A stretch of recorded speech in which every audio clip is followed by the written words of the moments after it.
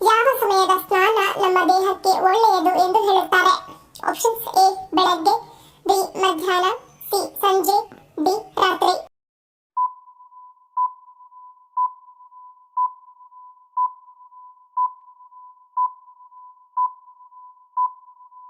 ಸರಿಯಾದ ಉತ್ತರ option A ಮತ್ತು ಡಿ. ಪ್ರತಿದಿನ ಸ್ನಾನ ಮಾಡುವ ಅಭ್ಯಾಸ ಎಲ್ಲರಿಗೂ ಇರುತ್ತದೆ. ನಮ್ಮ ಆರೋಗ್ಯ ಚೆನ್ನಾಗಿರಲು ಸ್ನಾನ ಮಾಡುವುದು ಅತ್ಯಗತ್ಯ. ಸ್ನಾನವು ದೇಹವನ್ನು ಶುದ್ಧೀಕರಿಸುವುದು ಮಾತ್ರವಲ್ಲ, ನಮ್ಮ ಮನಸ್ಸಿಗೂ ನೆಮ್ಮದಿ ಕೊಡುತ್ತದೆ. ಹೆಚ್ಚಿನವರು ಬೆಳಗ್ಗೆ ಸ್ನಾನ ಮಾಡುತ್ತಾರೆ, ಇನ್ನು ಕೆಲವರು ರಾತ್ರಿ ಸಮಯದಲ್ಲಿ ಸ್ನಾನ ಮಾಡುತ್ತಾರೆ.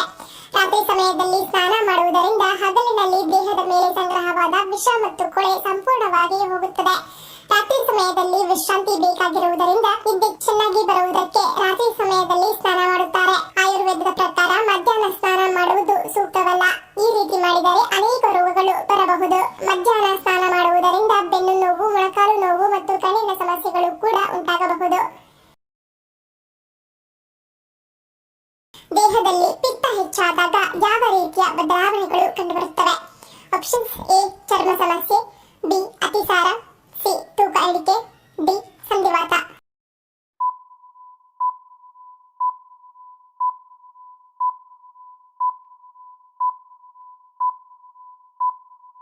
ಸರಿಯಾದ ಉತ್ತರ ಆಪ್ಷನ್ ಎ ಚರ್ಮ ಸಮಸ್ಯೆ. ಪಿತ್ತ ದೋಷ ಹೆಚ್ಚಾಗುವುದರಿಂದ ದೇಹದಲ್ಲಿ ಹಲವು ರೀತಿಯ ಬದಲಾವಣೆಗಳು ಕಂಡುಬರುತ್ತವೆ. ಇದರಲ್ಲಿ ಆಯಾಸ, ದೌರ್ಬಲ್ಯ, ದೇಹದ ಉಷ್ಣತೆ ಹೆಚ್ಚಾಗುವುದು ಮತ್ತು ಅತಿಯಾದ ಶಾಖದ ಭಾವನೆ ಮುಂತಾದ ಲಕ್ಷಣಗಳು ಕಂಡುಬರುತ್ತವೆ. ಇದಲ್ಲದೆ ಚರ್ಮಕ್ಕೆ ಸಂಬಂಧಿಸಿದ ಸಮಸ್ಯೆಗಳು ಸಹ ಉಂಟಾಗಬಹುದು.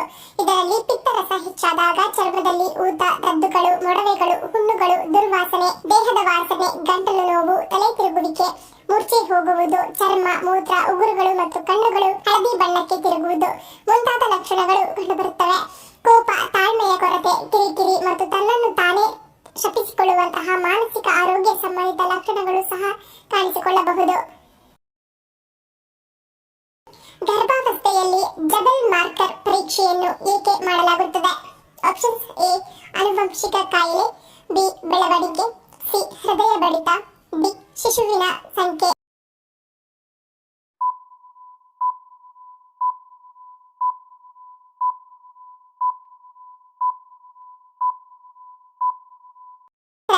ಆಪ್ಷನ್ ಎ ಆನುವಂಶಿಕ ಕಾಯಿಲೆ.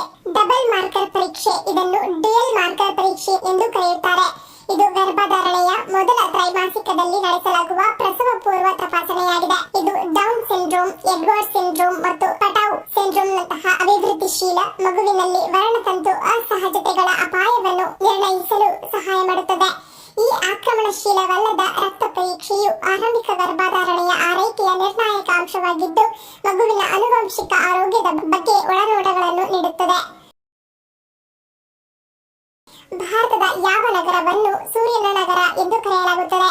Options: A Patna, B Ahmedabad, C Jodhpur, D Guwahati.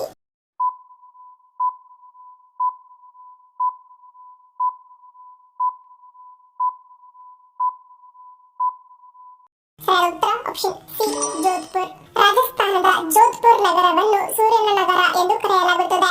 ಇದು ರಾಜಸ್ಥಾನದ ಎರಡನೇ ದೊಡ್ಡ ನಗರ. ಈ ನಗರವು ಭಾರತದ ನೀಲಿ ನಗರ ಎಂದು ಪ್ರಸಿದ್ಧವಾಗಿದೆ. ಇಲ್ಲಿರುವ ಮನೆಗಳು, ಬೀದಿಗಳು ಮತ್ತು ಎಲ್ಲವೂ ನೀಲಿ ಬಣ್ಣ ಬೆಳೆದಿವೆ. ಜೋಧ್ಪುರದ ಹಳೆಯ ಭಾಗವನ್ನು ವಿಶೇಷವಾಗಿ ನೀಲಿ ಬಣ್ಣದಿಂದ ಚಿತ್ರಿಸಲಾಗಿದೆ. ಮೊದಲು ಅವು ಬ್ರಾಹ್ಮಣರ ಮನೆಗಳನ್ನು ಪ್ರತಿನಿಧಿಸುತ್ತಿದ್ದವು, ಆದರೆ ಕ್ರಮೇಣ ಅವು ಇಡೀ ನಗರದ ಗುರುತಾದವು. ಕಣ್ಣು ನೋವಿನಂತಹ ಕಣ್ಣಿನ ಸಮಸ್ಯೆಗಳನ್ನು ಸುಲಭವಾಗಿ ಪರಿಹರಿಸುವ ಸಾಮರ್ಥ್ಯ ಯಾವುದಕ್ಕಿದೆ? Options: A ice cubes, B ಉಪ್ಪಿನ ಶಾಖ, ಸಿ ಎದೆ ಹಾಲು, ಡಿ ಮೇಕೆ ಹಾಲು.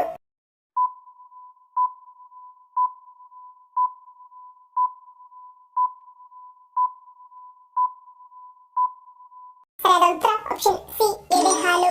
ಬಾಣಂತಿಯರ ಎದೆ ಹಾಲು ಕಣ್ಣು ಊತಕ್ಕೆ ಪರಮ ಔಷಧಿ.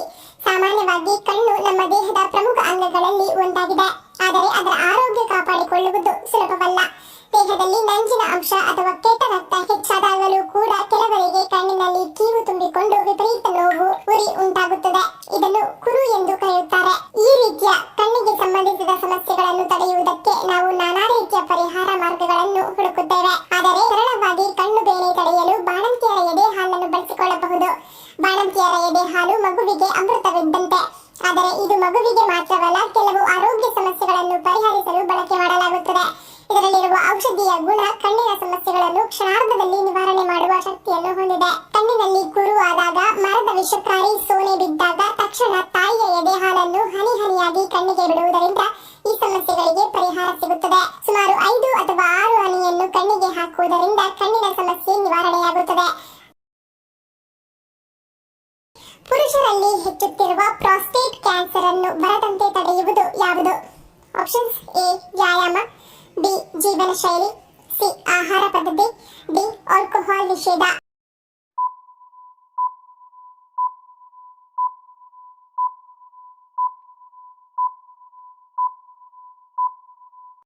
ಸರಿಯಾದ ಉತ್ತರ ಈ ಮೇಲಿನ ಎಲ್ಲವೂ. ಪ್ರಾಸ್ಟೇಟ್ ಕ್ಯಾನ್ಸರ್ ಬರದಂತೆ ತಡೆಯಲು ಆರೋಗ್ಯಕರ ಜೀವನ ಶೈಲಿಯನ್ನು ಕಾಪಾಡಿಕೊಳ್ಳುವುದು ಬಹಳ ಮುಖ್ಯ. ದೇಹದ ರಕ್ತದಲ್ಲಿನ ಅಸಮತೋಲನ ಉಂಟು ಮಾಡುವ ಆಹಾರಗಳನ್ನು ಹಾಗೂ ಕೆಫೀನ್ ಯುಕ್ತ ಆಹಾರಗಳನ್ನು ಆದಷ್ಟು ಸೇವಿಸದೇ ಇರುವುದು ಉತ್ತಮ. ನಿಯಮಿತ ವ್ಯಾಯಾಮ ಹಾಗೂ ಬಾದಾಮಿ, ಅಕ್ರೋಟ್, ಹಣ್ಣು ತರಕಾರಿಗಳನ್ನು ಸೇವಿಸುವುದು ಉತ್ತಮ. ವಿಟಮಿನ್ ಡಿ ಕೊರತೆಯಾಗದಂತೆ ನೋಡಿಕೊಳ್ಳಬೇಕು. ಆರೋಗ್ಯಕರ ತೂಕವನ್ನು ಕಾಪಾಡಿಕೊಳ್ಳುವತ್ತ ಗಮನ ಕೊಡುವುದು ಬಹಳ ಮುಖ್ಯ. ಅತಿಯಾದ ಆಲ್ಕೋಹಾಲ್ ಸೇವನೆಯನ್ನು ತಪ್ಪಿಸುವುದು ಆರೋಗ್ಯಕರ. ಇವೆಲ್ಲವನ್ನು ಪಾಲಿಸುವುದರಿಂದ ಪುರುಷರು ಪ್ರಾಸ್ಟೇಟ್ ಕ್ಯಾನ್ಸರ್ನಂತಹ ಅಪಾಯದಿಂದ ದೂರವಿರಬಹುದು. ಮಕ್ಕಳಿಗೆ ನುಗ್ಗೆ ಸೊಪ್ಪು ತಿನ್ನಿಸುವುದರಿಂದಾಗುವ ಪ್ರಯೋಜನವೇನು? ಆಪ್ಷನ್ಸ್: ಎ ಇಮ್ಯುನಿಟಿ ಹೆಚ್ಚಳ, ಬಿ ಮೂಳೆ ಬಲ, ಸಿ ರಕ್ತಹೀನತೆ ನಿವಾರಣೆ, ಡಿ ಮೇಲಿನ ಎಲ್ಲವೂ.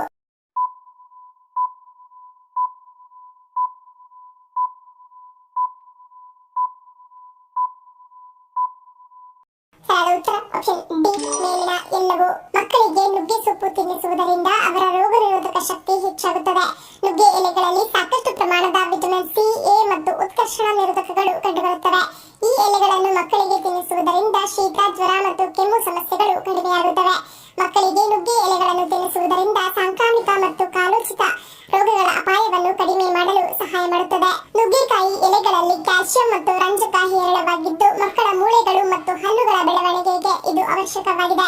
ಭಾರತೀಯ ಮಕ್ಕಳಲ್ಲಿ ರಕ್ತಹೀನತೆ ಅಥವಾ ರಕ್ತದ ಕೊರತೆಯ ಸಮಸ್ಯೆ ತುಂಬಾ ಸಾಮಾನ್ಯವಾಗಿದೆ. ನುಗ್ಗೆ ಎಲೆಗಳಲ್ಲಿ ಕಬ್ಬಿಣಾಂಶವು ಹೇರಳವಾಗಿ ಕಂಡುಬರುತ್ತದೆ. ಮಕ್ಕಳ ಆಹಾರದಲ್ಲಿ ಇದನ್ನು ಸೇರಿಸುವುದರಿಂದ ಹಿಮೋಗ್ಲೋಬಿನ್ ಮಟ್ಟ ಹೆಚ್ಚಾಗುತ್ತದೆ. ಇದರಿಂದಾಗಿ ರಕ್ತಹೀನತೆಯ ಕಾಯಿಲೆ ಗುಣವಾಗುತ್ತದೆ. ಯಾವ ಸಮಸ್ಯೆ ಇರುವವರು ಈರುಳ್ಳಿಯನ್ನು ತಿನ್ನುವಂತಿಲ್ಲ? ಆಪ್ಷನ್ಸ್: ಎ ಮಧುಮೇಹ, B gastric, C allergy, D ಮೇಲಿನ ಎಲ್ಲವೂ.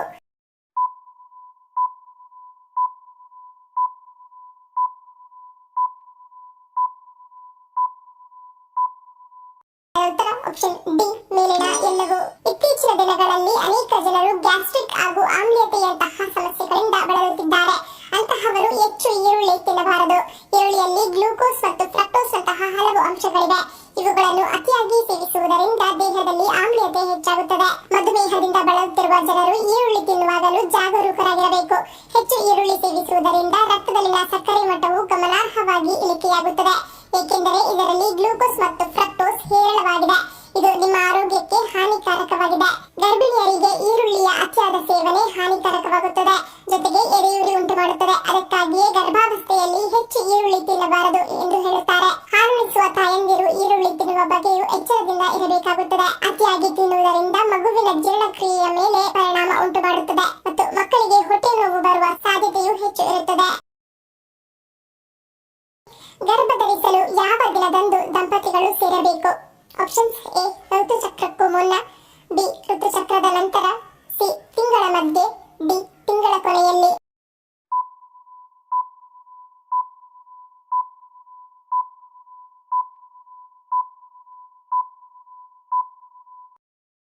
ಉತ್ತರ ಆಪ್ಷನ್ ಡಿ ಋತುಚಕ್ರದ ನಂತರ. ತಿಂಗಳ ಋತುಚಕ್ರ ಶುರುವಾದ 7 ದಿನಗಳ ಬಳಿಕ ದಂಪತಿ ಲೈಂಗಿಕ ಕ್ರಿಯೆ ನಡೆಸಬೇಕು. ಪ್ರತಿದಿನ ಅಥವಾ 2 ದಿನಕ್ಕೆ 1 ಬಾರಿ ಮಿಲನ ಕ್ರಿಯೆ ನಡೆಸಿದರೆ ಸೂಕ್ತ. ಈ ಸಮಯದಲ್ಲಿ ಸೇರಿದರೆ ನೀವು ಗರ್ಭಧರಿಸುವ ಸಾಧ್ಯತೆ ಹೆಚ್ಚು. ಮತ್ತೆ ಬರುವ ತಿಂಗಳ ಋತುಚಕ್ರ ಸಮಯದ ಹಿಂದಿನ 8 ದಿನ ದಂಪತಿ ಸೇರಬಾರದು. ಈ ವೇಳಾಪಟ್ಟಿ ಪಾಲಿಸಿ ನೋಡಿ, ಗರ್ಭ ನಿಲ್ಲಲು ಸಹಾಯವಾಗುತ್ತದೆ. ಜೊತೆಗೆ ದಂಪತಿ ತಮ್ಮ ಫಲವತ್ತತೆಯ ದಿನಗಳು ಯಾವುದು ಎಂದು ತಜ್ಞರಿಂದ ಅರಿತುಕೊಂಡು ಆ ನಿರ್ದಿಷ್ಟ ದಿನಗಳಲ್ಲಿ ಮಿಲನಗೊಳ್ಳಬೇಕು. ಆಗ ಗರ್ಭಧಾರಣೆಯ ಸಾಧ್ಯತೆ ಗರಿಷ್ಠವಾಗಿರುತ್ತದೆ. ಈ ಎಲ್ಲಾ ಸಲಹೆಗಳು ಮತ್ತು ವೇಳಾಪಟ್ಟಿಯನ್ನು ಸರಿಯಾಗಿ ಪಾಲಿಸುವುದರಿಂದ ಯಾವುದೇ ರೀತಿಯ ಸಮಸ್ಯೆಗಳಿಲ್ಲದೆ ಗರ್ಭಧರಿಸಬಹುದು. ಪಿಸ್ತಾವನ್ನು ಅತಿ ಹೆಚ್ಚು ಉತ್ಪಾದಿಸುವ ದೇಶ ಯಾವುದು? Options A Bharat, B Dubai, C America, D Germany.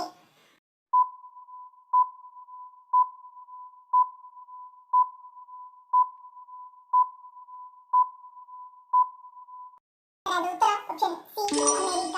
ಪಿಸ್ತಾಗಳು ರುಚಿಯಲ್ಲಿ ಸ್ವಲ್ಪ ಸಿಹಿಯಾಗಿರುತ್ತವೆ ಮತ್ತು ಗೋಡಂಬಿ ಕುಟುಂಬದ ಭಾಗವಾಗಿದೆ. ಇದು ಆರೋಗ್ಯಕರ ಕರುಳಿನ ಬ್ಯಾಕ್ಟೀರಿಯಾವನ್ನು ಉತ್ತೇಜಿಸಲು ಜನಪ್ರಿಯವಾಗಿದೆ. ಒಟ್ಟು ಉತ್ಪಾದನೆಯ ಸುಮಾರು 90% ಪಿಸ್ತಾ ಉತ್ಪಾದಿಸುವ ಮೂಲಕ ಅಮೆರಿಕ ಸಂಯುಕ್ತ ಸಂಸ್ಥಾನವು ಪಿಸ್ತಾ ಉತ್ಪಾದನೆಯಲ್ಲಿ ಅತಿ ಹೆಚ್ಚು ಉತ್ಪಾದಕ ರಾಷ್ಟ್ರವೆಂದು ಹೆಸರುವಾಸಿಯಾಗಿದೆ. ಕ್ಯಾಲಿಫೋರ್ನಿಯಾ ಅಮೆರಿಕ ಸಂಯುಕ್ತ ಸಂಸ್ಥಾನದ ಒಂದು ರಾಜ್ಯವಾಗಿದ್ದು ಪಿಸ್ತಾ ಉತ್ಪಾದನೆಯಲ್ಲಿ ಪ್ರಮುಖ ಸ್ಥಾನವನ್ನು ಪಡೆದುಕೊಂಡಿದೆ. ಸಿರಿಯಾ, ಅಫ್ಘಾನಿಸ್ತಾನ ಮತ್ತು ಸ್ಪೇನ್ ವಿಶ್ವದ ಇತರ ಪಿಸ್ತಾ ಉತ್ಪಾದಿಸುವ ದೇಶಗಳಾಗಿವೆ. ಧನ್ಯವಾದಗಳು. ನಿಮ್ಮ ಪ್ರೀತಿಯ ಲೈಕ್ ಕೊಟ್ಟು ಪ್ರೋತ್ಸಾಹಿಸಿ. ಇನ್ನು ಹೆಚ್ಚಿನ ಮಾಹಿತಿಗೆ ನಮ್ಮ ಚಾನೆಲ್ ಸಬ್ಸ್ಕ್ರೈಬ್ ಮಾಡಿ, ಪಕ್ಕದಲ್ಲಿರುವ ಬೆಲ್ ಬಟನ್ ಕ್ಲಿಕ್ ಮಾಡಿ. ಇನ್ನೊಂದು ಇಂಟ್ರೆಸ್ಟಿಂಗ್ ಪ್ರಶ್ನೆಗಳೊಂದಿಗೆ ಸಿಗ್ತೀನಿ. Love you all. Take care.